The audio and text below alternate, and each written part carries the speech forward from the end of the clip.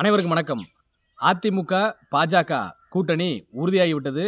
தேர்தலுக்கு ஒரு வருடத்திற்கு முன்பாகவே உறுதியாகிவிட்டது. இந்த கூட்டணி மிகப்பெரிய அளவில் வெற்றி பெறும்னு சொல்லிட்டு எடப்பாடி பழனிசாமி தரப்பினர் சொல்லிக் கொண்டிருந்தாங்க. அப்படிப்பட்ட வேளையில் அதிமுக, பாஜக கூட்டணி விரிசல் விட ஆரம்பித்து விட்டது என்று சொல்லலாம். ஏன் அப்படின்னா, அந்த கூட்டணி உறுதி செய்யப்பட்ட நாளன்று உள்துறை அமைச்சர் அமித்ஷா அவர்கள் ஒரு சில விஷயங்களை அந்த மேடையிலேயே சொன்னார். இன்னும் சொல்லப்போனால், இந்த கூட்டணிக்கு தலைவர் எடப்பாடி பழனிசாமி அவர்கள் தான். அவர் தலைமையில் தான் தமிழ்நாட்டில் என்டிஏ கூட்டணியானது தேர்தலை சந்திக்கும்னு சொல்லி சொன்னார். அது அமித்ஷா அவர்கள் சொன்னாரே தவிர, எடப்பாடி பழனிசாமி அவர்கள் எந்த இடத்துலையும் சொல்லலை. அவரை சொல்லவும் அனுமதிக்கவில்லை. தமிழ்நாட்டில் அவர் தான் தலைமை அப்படின்னா அவர் கூட்டணியை அறிவிச்சிட்டு போயிருக்கலாம்ல. இந்த மாதிரி என்னுடைய தலைமையில் என்டிஏ கூட்டணி நாங்கள் தேர்தலை சந்திப்போம்னு சொல்லிட்டு. ஆனால் எடப்பாடி பழனிசாமி அவர்கள் சொல்லலை. அதற்கு அவர் அனுமதிக்கப்படவும் இல்லை. இப்படிப்பட்ட வேளையில் முக்கியமான ஒரு விஷயத்தை அமித்ஷா அவர்கள் அன்றைய தினம் சொன்னாங்க. இங்கே என்டிஏ கூட்டணி ஆட்சியானது நடைபெறும் அப்படின்னு சொல்லிட்டு அமித்ஷா அவர்கள் சொன்னாங்க. அது எடப்பாடி பழனிசாமி தரப்பினர் தற்போது மறுத்து கொண்டிருக்கிறாங்க. ஆனால் அதற்கு வீடியோ ஆதாரமே நம்மகிட்ட இருக்கு. அவர் என்ன சொன்னார்னு சொல்லிட்டு அதை கூட நீங்க பார்க்கலாம். जी हम साथ में सरकार बनाएंगे. हम चुनाव एड़ापाड़ी जी के नेतृत्व में लड़ेंगे. நாங்கள் இணைந்துதான் இங்கே ஆட்சி அமைக்க போகிறோம். அந்த மாதிரி கூட்டணி ஆட்சி தான் நடைபெற போகிறது. திரு எடப்பாடி அவர்களின் தலைமையில் தான் இந்த கூட்டணி நடைபெற போகிறது. அதே போல என்டிஏ கூட்டணி ஆட்சி அமையும் அப்படின்னு சொன்னதற்கு பின்பு இப்ப செய்தியாளர் கேள்வி கேட்கிறாங்க. அமைச்சரவையில் பாஜகவை சேர்ந்தவர்கள் எத்தனை பேர் அமைச்சராக இருப்பாங்கன்னு சொல்லிட்டு கேள்வி கேட்கிறாங்க. அதற்கு அமித்ஷா அவர்கள் என்ன சொல்றாங்க, தேர்தல் முடிந்த பின்பு அதை பற்றி நாங்கள் அமர்ந்து பேசிக்கொள்வோம்னு சொல்லி சொல்றாங்க. இவ்வளவு விஷயங்களும் இந்த ஒரு வாரத்திற்குள்ளாக நடைபெற்ற அந்த கூட்டணி அறிவிப்பு விழாவில் உள்துறை அமைச்சர் அமித்ஷா அவர்கள் சொல்லி முடிச்சு அது தமிழ்நாடு முழுவதும் மிகப்பெரிய அளவில் ஒரு பேசு பொருளாக இருந்தது. அனைத்து தொலைக்காட்சிகளிலும் விவாத பொருளாகவும் அது மாறியது. அப்படிப்பட்ட வேளையில் ஒரு வாரத்திற்கு பின்பு இப்போ எடப்பாடி பழனிசாமி அவர்கள் செய்தியாளர் சந்திப்பில் சொல்கிறாரு, நாங்கள் எங்கெங்க கூட்டணி ஆட்சின்னு சொல்லி சொன்னோம். அவர் சொன்னது கூட்டணிகள் உள்ளடக்கிய ஒரு ஆட்சின்னு சொல்லியிருப்பாங்க. கூட்டணி ஆட்சின்னு சொல்லி எந்த இடத்துலையும் சொல்லலன்னு சொல்லிட்டு எடப்பாடி பழனிசாமி அவர்கள் மறுத்து பேசுறாரு. கூட்டணி அரசுன்னு சொல்லவே இல்லை. நீங்க தப்பா புரிஞ்சுக்கிட்டு ஏதோ வித்தையெல்லாம் காட்டுறீங்க. தயவு செய்து இந்த வித்தையெல்லாம் விட்டுருங்க. ஏங்க திருப்பி அதுக்குள்ள வர ஏதாவது விறுவிறுப்பான செய்தி உங்களுக்கு வேணும், எங்கிட்ட இருந்து புடுங்க வேணும். அப்படிலாம் அவர் சொல்லவே இல்லை. மறுபக்கம் பார்த்தோம் அப்படின்னா, எடப்பாடி பழனிசாமி அவர்களுடைய ஆதரவாளர்கள், எடப்பாடி பழனிசாமி அவர்களுடைய அணியினர் நடத்தக்கூடிய ஆலோசனை கூட்டத்தில் கண்ணீர் வடிக்கிறாங்க. ஒரு முன்னாள் சட்டமன்ற உறுப்பினர் பேசுறாரு, நிர்பந்தத்தின் காரணமாக இந்த கூட்டணி அமைக்கப்பட்டிருக்கிறதுன்னு சொல்லிட்டு.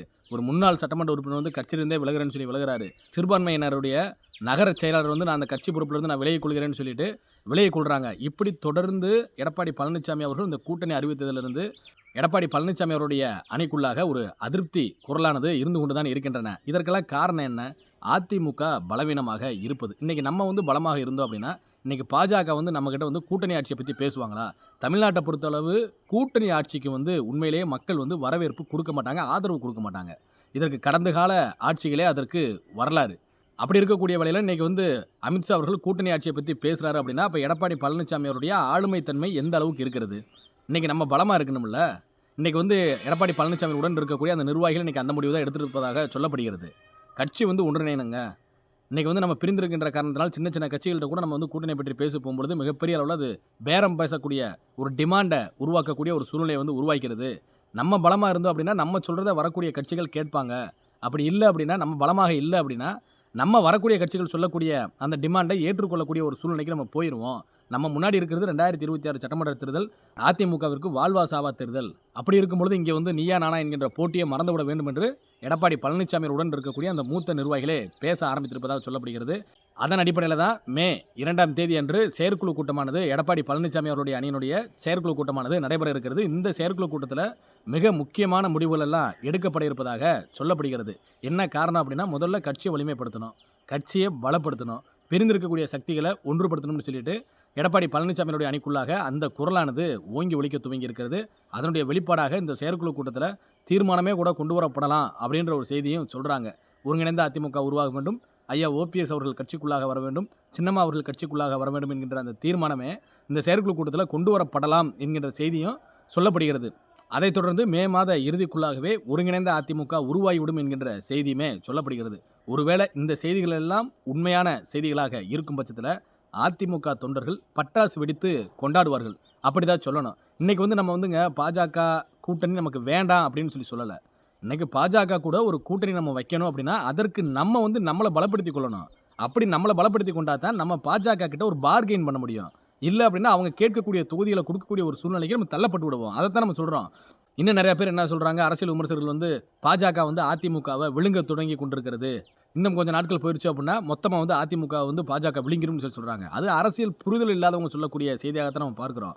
இதய தெய்வம் புரட்சித் தலைவர் எம்ஜிஆர் அவர்கள் கட்சி ஆரம்பித்த பொழுது, அதாவது நம்மளுடைய கட்சி ஆரம்பித்த பொழுது ஆரம்ப காலகட்டத்தில் நம்ம பார்த்தோம் அப்படின்னா காங்கிரசுடன் இன்றைய தினம் வந்து மத்தியில் ஆட்சியில் இருந்த காங்கிரசுடன் புரட்சித் தலைவர் எம்ஜிஆர் அவர்கள் ஒரு நல் உறவை தொடர்ந்து கொண்டே தான் வந்தாங்க. அதற்கு காரணம் என்ன அப்படின்னா, நம்ம மாநிலத்தில் நம்ம ஆட்சி செய்து கொண்டிருக்கிறோம், நமக்கு தேவையான நிதிகள், நம்முடைய மாநிலத்துக்கு தேவையான பிரதிநிதித்துவம், இதையெல்லாம் சென்ட்ரல் கவர்மெண்ட்லேருந்து நம்ம எளிமையாக பெற்றுக்கொள்ள வேண்டும். ஆகையினால அவங்களோட ஒரு மோதல் போக்கை கையாளாமல் ஒரு இணக்கமான ஒரு போக்கை கையாண்டோம் அப்படின்னா அது நம்மளுடைய மாநில வளர்ச்சிக்கு வந்து பயன்படும் சொல்லிட்டு அன்றைய காலம் தொட்டு அதற்கு பின்பு அன்முக அம்மா அவர்களும் அதே போல தான் பயணிச்சாங்கன்னு சொல்லலாம். ஒரு சில காலகட்டத்தில் எதிர்க்க வேண்டிய ஒரு சூழ்நிலை வரும் மத்திய அரசை, அதையும் நம்மளுடைய தலைவர்கள் எதிர்த்தாங்க. அதற்காக ஒரே மனதாக எதிர்த்து தான் நாங்கள் அரசியல் பண்ணுவோம்னு சொல்லிட்டு எந்த இடத்துலையும் பண்ணலை. அதைத்தான் தற்பொழுதும் கழகத்தினுடைய ஒருங்கிணைப்பாளர் அவர்கள் 2021 சட்டமன்ற தேர்தலுக்கு முன்பாக இருந்து சொல்லி வந்து கொண்டிருக்கிறாங்க.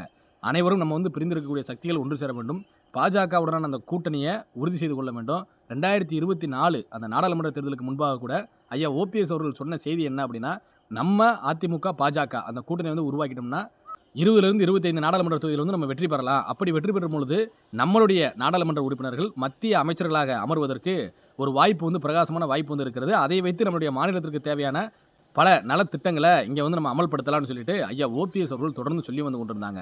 ஆனால் எடப்பாடி பழனிசாமி அவர்கள் அதை கேட்கவே இல்லை. அதனுடைய விளைவு 40க்கு 40 நாடாளுமன்ற தொகுதியிலையும் புதுச்சேரி உட்பட எடப்பாடி பழனிசாமியோட அணியினர் மிகப்பெரிய அளவில் ஒரு தோல்வியை சந்திச்சாங்க. அதை நம்ம கண்கூடாக பார்க்கவும் செஞ்சோம். இப்போ 2026 சட்டமன்ற தேர்தலை நோக்கி தமிழக அரசியல் களமானது நகர்ந்து கொண்டிருக்கிறது.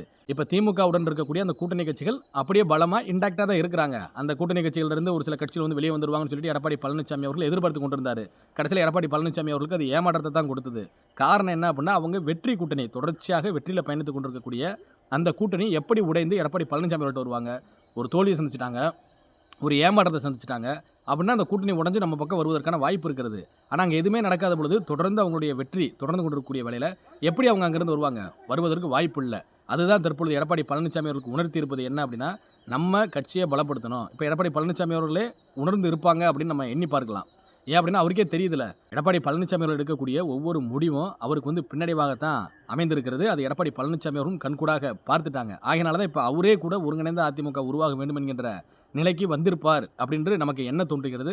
ஒருவேளை அவர் மனம் மாற்றமடைந்து மனம் திருந்தி ஒருங்கிணைந்த அதிமுக உருவாக வேண்டும், நாம் பலமாக வேண்டும் என்று எண்ணிவிட்டு வரக்கூடிய அந்த செயற்குழு கூட்டத்தில் ஒருங்கிணைந்த அதிமுக உருவாக வேண்டும் என்கின்ற அந்த நிலையை உருவாக்கும் பட்சத்தில் கட்சி பலப்படும். 2026 அதிமுகவினுடைய தலைமையில் மிகப்பெரிய அளவில் ஒரு மெகா கூட்டணியானது கட்டமைக்கப்படும். 2026 தீய சக்தி திமுக ஆட்சிக்கு விடை கொடுக்கப்படும் என்பதில் எந்த ஒரு மாற்று கருத்தும் கிடையாது. ஒன்றுபடுவோம், வென்று காட்டுவோம். நன்றி, வணக்கம்.